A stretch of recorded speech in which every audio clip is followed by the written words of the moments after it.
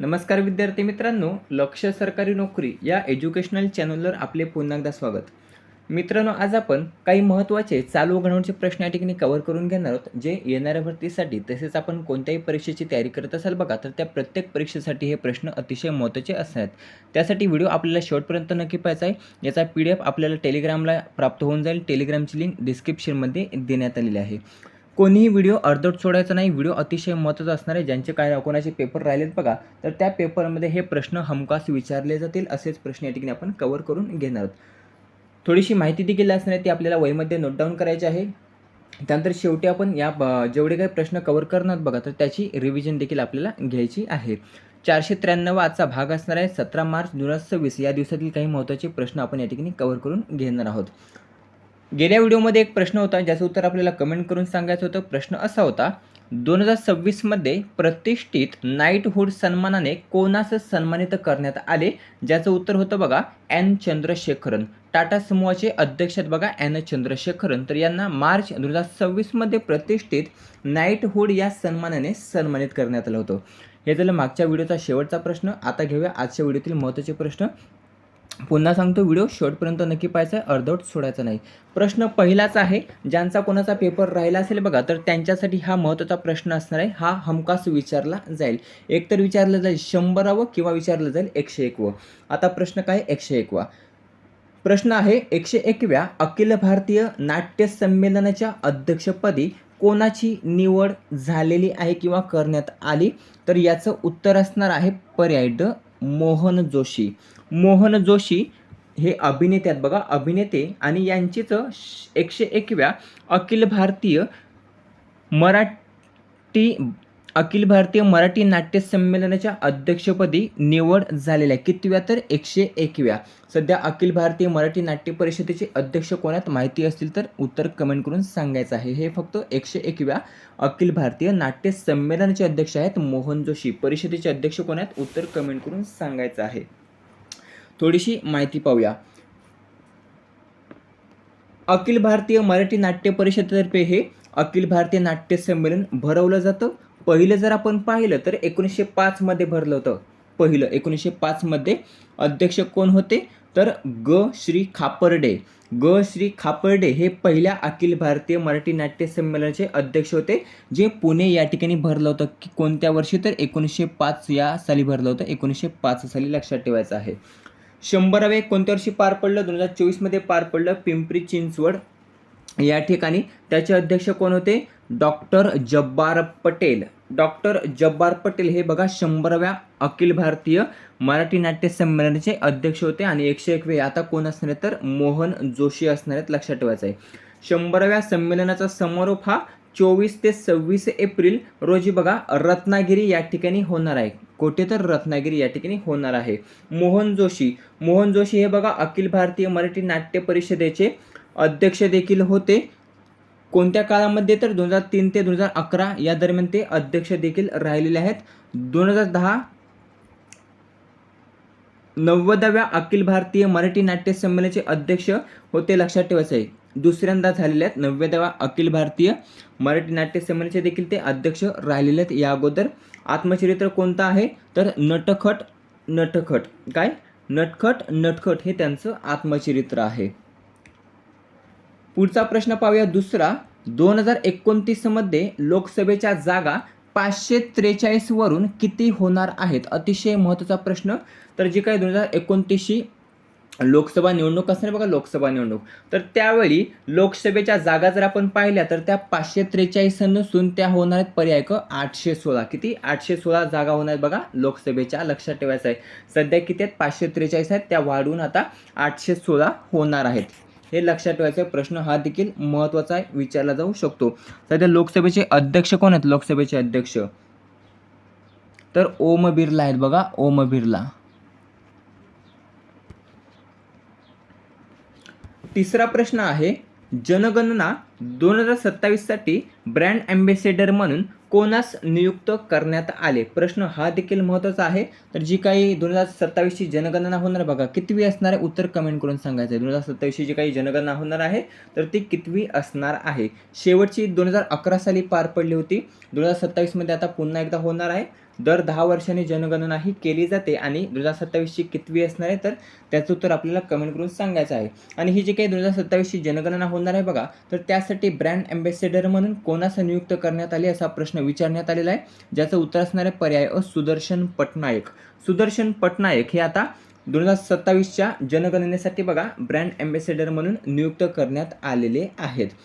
हे जे काही सुदर्शन पटनायक आहेत बघा, तर ते आपल्या वाळूशिल्पांच्या माध्यमातून सामाजिक संदेश देण्यासाठी ओळखले जातात. हे वाळूशिल्पकार आहेत बघा, वाळूशिल्पकार. प्रश्न विचारला जाऊ शकतो, कशाशी संबंधित आहेत सुदर्शन पटनायक, तर ते वाळूशिल्पकाराशी संबंधित असून वाळूशिल्पांच्या माध्यमातून सामाजिक संदेश देत असतात आणि त्यासाठी ते ओळखले जातात. त्यांच्या निवडीमुळे बघा जनगणनेबद्दल जनजागृती वाढवण्याचा उद्देश हा असणार आहे. त्यांनी भारत आणि परदेशामध्ये अनेक पुरस्कार जिंकले असून त्यामध्ये एक महत्त्वाचा जर पुरस्कार आहे तर तो बघा पद्मश्री आहे. पद्मश्री पुरस्काराने देखील त्यांना सन्मानित करण्यात आलेले आहे. चौथा प्रश्न, हा प्रश्न अतिशय महत्त्वाचा आहे. यावर देखील बहुतेक वेळा प्रश्न विचारला जाईल. त्यासाठी जेवढी काही महत्त्वाची माहिती ते आपण कव्हर करणार बघा, तर ती आपल्याला वहीमध्ये नोट डाऊन करायची आहे. ती माहिती आपल्याला टेलिग्रामला देखील प्राप्त होणार आहे.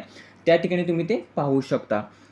प्रश्न आहे चौथा, 68व्या महाराष्ट्र केसरी कुस्ती स्पर्धा 2026चा विजेता कोण ठरलेला आहे? तर जी काही 68वी महाराष्ट्र केसरी कुस्ती स्पर्धा पार पडली बघा, तर त्या कुस्ती स्पर्धेमध्ये विजेता जर आपण पाहिलं तर पर्याय ब हर्षवर्धन सदगीर. हर्षवर्धन सदगीर हा बघा नाशिकचा आहे, नाशिकचा. तर हा यावर्षीचा म्हणजेच 68वा महाराष्ट्र केसरी ठरलेला आहे, लक्षात ठेवायचा आहे. पराभव कोणाचा केला तर महेंद्र गायकवाड. महेंद्र गायकवाडचा पराभव करत बघा 68वा महाराष्ट्र केसरी कुस्ती स्पर्धेचा विजेता ठरलेला आहे हर्षवर्धन सदगीर. याचं आयोजन जर आपण पाहिलं तर आयोजन हे वाघोली पुणे या ठिकाणी याचं आयोजन करण्यात आलं होतं. थोडीशी महत्त्वाची माहिती, आवृत्ती होती 68वी, आयोजन होतं वाघोली पुणे या ठिकाणी. आयोजक कोण होते? रामकृष्ण सातव पाटील हे आयोजक होते. क्रीडानगरी स्वर्गवासी अजितदादा पवार. विजेता कोण आहे? हर्षवर्धन सदगीर नाशिक. उपविजेता आहे महेंद्र गायकवाड सोलापूर. जर आपण 65 पासून जर विजेते पाहिले तर 65वा विजेता आहे शिवराज राक्षे. 66वा विजेता आहे सिकंदर शेख. 67वा विजेता आहे पृथ्वीराज मोहल. 67वी विचारली जाऊ शकते कुस्ती स्पर्धेचं आयोजन, तर अहिल्यानगर या ठिकाणी याचं आयोजन करण्यात आलं होतं 67व्या. 68वी पार पडली पुणे या ठिकाणी आणि त्या ठिकाणी हर्षवर्धन सदगीर हा विजेता ठरलेला आहे. या नाशिकच्या हर्षवर्धन सदगीरने बघा 2020मध्ये पुणे या ठिकाणी झालेली 63वी महाराष्ट्र केसरी कुस्ती स्पर्धा होती बघा, तर ती देखील त्यानेच जिंकली होती. कितवी? 63वी. हे देखील लक्षात ठेवायचं आहे.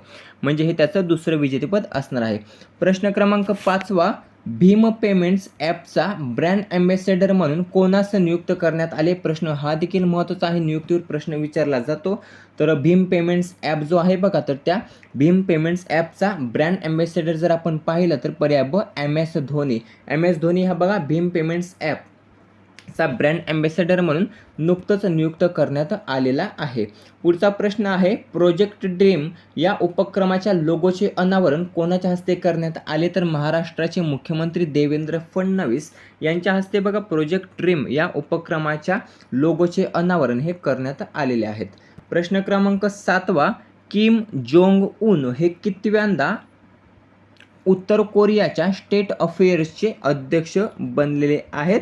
तर किम जोंग उन हे तिसऱ्यांदा, कितव्यांदा? तर बघा लक्षात ठेवायचं पर्याय क तिसऱ्यांदा उत्तर कोरियाच्या स्टेट अफेअर्सचे अध्यक्ष बनलेले आहेत. प्रश्न महत्त्वाचा आहे. उत्तर कोरियामध्ये किम जोंग उन यांनी सलग बघा तिसऱ्यांदा स्टेट अफेअर्सचे अध्यक्ष म्हणून फेरनिवड करण्यात आली. प्योंगयांग येथे झालेल्या 15व्या सुप्रीम पीपल्स असेंब्लीच्या पहिल्याच अधिवेशनामध्ये ही घोषणा करण्यात आलेली आहे या किम जोंग उन यांच्या नियुक्तीबाबतची. 2016मध्ये स्थापन झालेल्या देशातील सर्वात शक्तिशाली स्टेट अफेअर्स कमिशनच्या अध्यक्षपदी किम यांची पुन्हा एकदा नियुक्तीही झालेली आहे. महत्त्वाचा प्रश्न आहे, विचारला जाऊ शकतो, लक्षात ठेवायचा आहे. 8वा प्रश्न आहे, जागतिक वन दिवस हा कोणत्या दिवशी साजरा करण्यात आला? तर जागतिक वन दिवस जर आपण पाहिला तर तो 21 मार्चला, पर्याय अ, 21 मार्चला साजरा करण्यात आला. जागतिक चिमणी दिवस हा देखील लक्षात ठेवायचा आहे. जागतिक चिमणी दिवस हा 20 मार्चला साजरा केला जातो, 20 मार्चला. जे काही 4 लगातारचे दिवस आहेत बघा, तर ते अतिशय महत्त्वाचे आहेत. यावर प्रश्न विचारला जातो. म्हणजे 20, 21, 22, 23 हे 4ही दिवस आपल्याला टेलिग्रामला मिळून जातील. कशासाठी ओळखले जातात ते त्या ठिकाणी आपण पाहू शकता. तर जागतिक वन दिवस हा जो काही दिवस आहे बघा, तर तो आपल्या भारतामध्ये 21 मार्चला साजरा केला जातो, जागतिक वन दिवस. थोडीशी माहिती पाहूया. 21 तारखेला जागतिक वन दिवस साजरा केला जातो. पूर्ण नाव आहे इंटरनॅशनल डे ऑफ फॉरेस्ट. आयोजक कोण आहेत? संयुक्त राष्ट्र म्हणजेच UN. सुरुवात जर आपण पाहिली तर याची सुरुवातच झाली होती 2013 साली. 2026ची थीम काय होती? फॉरेस्ट अँड इकॉनॉमिक्स, वन आणि अर्थव्यवस्था ही 2026ची थीम आहे. आता 21 मार्च हाच दिवस का निवडला? तर उत्तर गोलार्धामध्ये वसंत ऋतू सुरू होतो, दक्षिण गोलार्धात शरद ऋतू सुरू होतो. दिवस व रात्र समान, निसर्गाचे संतुलनाचे प्रतीक, आणि त्यासाठीच बघा 21 मार्च हा दिवस निवडलेला आहे जागतिक वन दिवसासाठी. जर आपण भारताची वन विभागाबद्दल माहिती पाहिली तर वन आच्छादन जर आपण पाहिलं तर 21.76% आहे. क्षेत्रफळ आहे 7,15,343 चौरस किमी. जागतिक क्रमांक जर आपण पाहिला तर 9वा आहे वनक्षेत्राबाबतीत. वार्षिक वाढ किती आहे? तर 3रा क्रमांक येतो. 1988 साली राष्ट्रीय वन धोरण हे जाहीर करण्यात आलेले आहे. 9वा आणि शेवटचा प्रश्न, ज्याचं उत्तर आपल्याला कमेंट करून सांगायचं आहे. प्रश्न असा आहे, 2026 मध्ये प्रतिष्ठित नाईटहुड सन्मानाने कोणास सन्मानित करण्यात आलं? याचं उत्तर जास्तीत जास्त कमेंट करून सांगायचे आहे.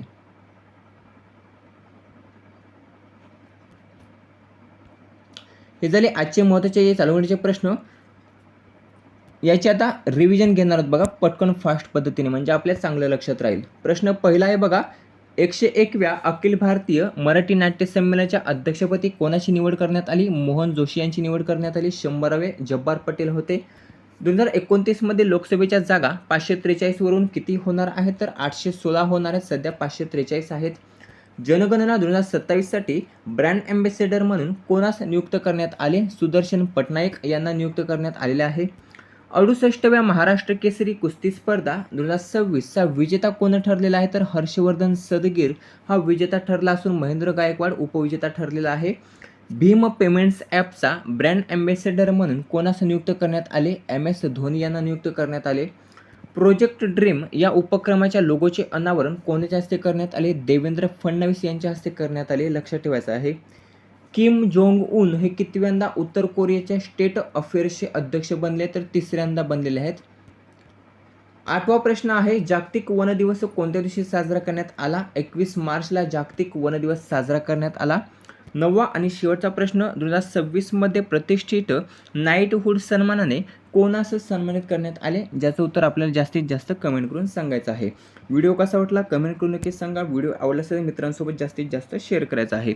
याचा PDF आपल्याला टेलिग्रामला प्राप्त होऊन जाईल. टेलिग्रामची लिंक डिस्क्रिप्शनमध्ये देण्यात आलेली आहे, त्या ठिकाणी तुम्ही ते पाहू शकता. भेटूया पुढील भागामध्ये. धन्यवाद.